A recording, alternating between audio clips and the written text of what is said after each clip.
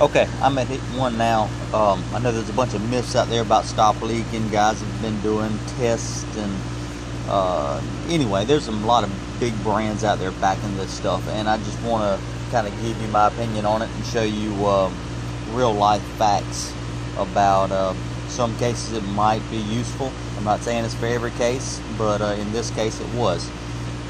Anyway, I'm going to turn this around and show you what we got.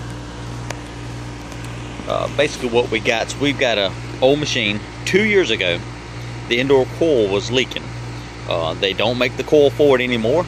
This is a 1994 machine, and you know, your only option was to replace the machine. It was leaking down in 3 months. 2 years later I come back, and you can probably see these little guys here, ants. They have got in our contactor, and you can see how burned up it is. Anyway, that's the problem today. We got a bad contactor, and I just got it going, hung my gauge on it just to make sure we're okay.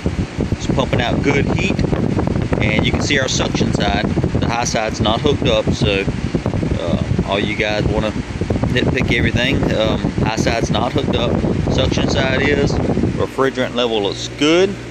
Of course, I got to check it more with the superheat and make sure it's perfect.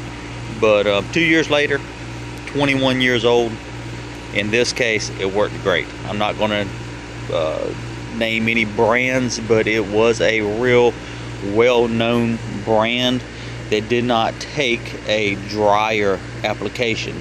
And it is OEM approved, so you know, I would stay away from anything that might be snake oil and don't have a good name and company backing it, and it's not OEM approved. But anyway, in certain cases it works great.